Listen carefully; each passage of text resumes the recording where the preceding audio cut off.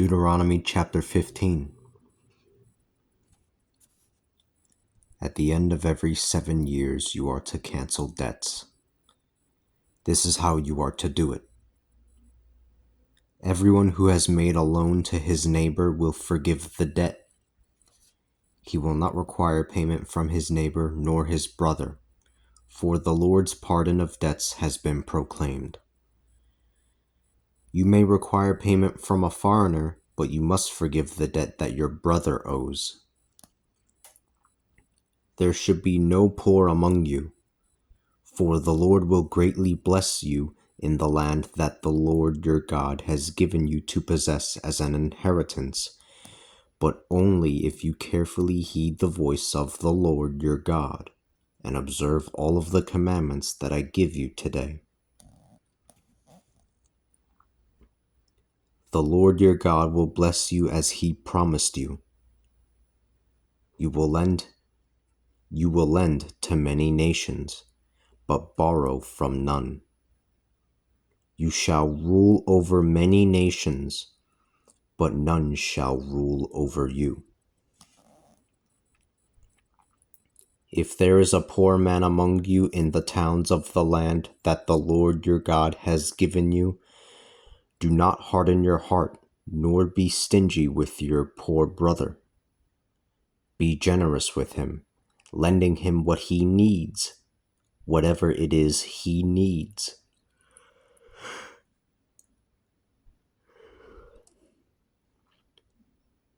Be generous with him, lending him what he needs, whatever it is he needs. Be careful not to harbor the evil thought in your mind. Be careful not to harbor the evil thought in your mind. The 7th year, the time for canceling debts, is near. Do not show bad will. Forgive me. Do not show bad will toward the poor. Do not show bad will toward your poor brother and end up giving him nothing. He might appeal to the Lord, and it would be your sin. You must give to him, and you should not have a grudging heart when you give to him. The Lord your God will bless you in all the endeavors that you undertake because of what you have given.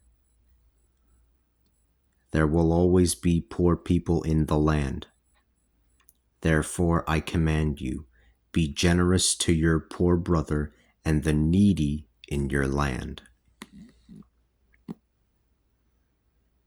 If a fellow Hebrew man or woman sells himself to you and serves for 6 years, then in the 7th year you are to set him free.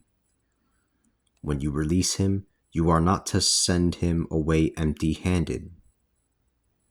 Provide him generously from your flock, your threshing floor, your winepress. Provide him generously from your flock, your threshing floor, your winepress. Give to him in the same way that the Lord your God has blessed you. Remember that you were slaves in the land of Egypt, and the Lord your God redeemed you. Therefore I give you this command today. But if your slave says to you, I do not want to leave you, because he loves you and your family and is well off with you, then take an awl and push it through his earlobe into the door. He will then be your slave forever. You are to do the same with your maidservants as well. Do not consider it to be a hardship to set your slave free.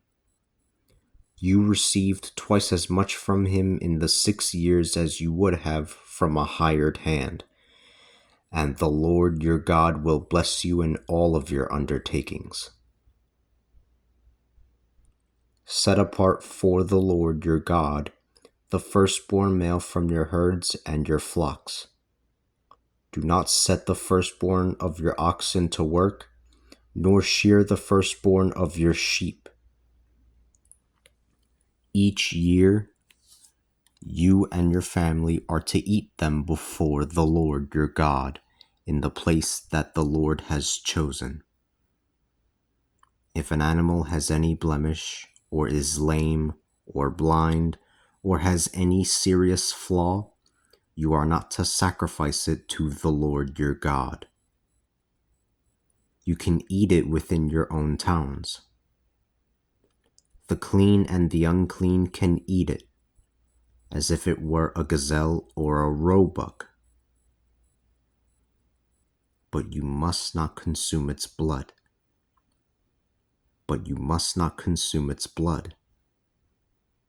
You are to pour it out on the ground as if it were water.